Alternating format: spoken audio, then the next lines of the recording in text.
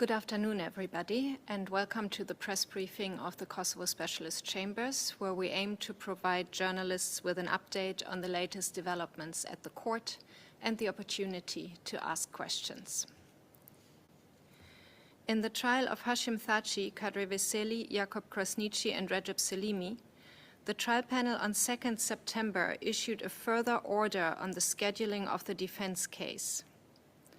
The panel set the target date for the closing of the defense case as Friday, 14th November, or 1 week after the completion of the last witness testimony, whichever one is earlier. The panel emphasized that the date is a mere indication of the panel's estimate of the length of the defense case and can be brought forward or be extended as necessary. The panel noted that the SPO may want to present evidence in rebuttal of the defense case and that the defense may want to respond in such case. Without prejudice to such possibility, the panel informed the parties and participants that they should be prepared to file their final trial briefs and statement on the impact of the alleged crimes on victims participating in the proceedings before the commencement of the judicial recess on Monday, 22nd of December. The panel added that it will set a firm date in respect of this matter once the defense case is more advanced and once the panel has heard the parties on the matter.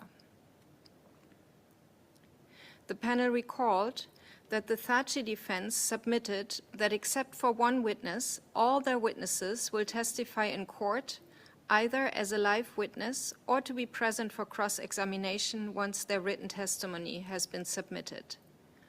The Krasniqi defense submitted that 2 of its witnesses will be present in court for cross-examination and 3 testimonies will be submitted in written form only, pending the panel's approval. The panel set the deadline for submitting all evidence that is not linked to a witness testimony, thematically and on a rolling basis, to no later than 1 week after the completion of the testimony of the last witness of the respective defense team. The next hearing in this case is the start of the presentation of the defense case, scheduled on Monday, 15th September, starting at 9 in the morning. For this hearing, pre-registration is required. Journalists who would like to attend the hearing from the public gallery in The Hague are kindly requested to also indicate whether they need a seat in the media center of the specialist chambers. In the case of Hashim Thaçi, Bashkim Smakaj, Fadil Fazliu, Izni Kilay, and Hayreddin Kuçi, the appeals panel on 1st September denied in its entirety Izni Kilay's appeal against the pretrial judge's decision on his continued detention.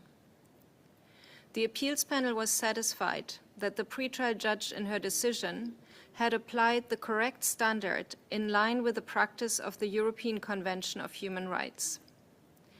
The appeals panel saw no error in the pretrial judge basing her decision on factors such as the gravity of the offense Mr. Kilay is charged with, his demonstrated willingness to violate court orders and intervene in proceedings, his access to sensitive witness-related information, and the climate of fear and intimidation in Kosovo against witnesses or potential witnesses of the specialist chambers.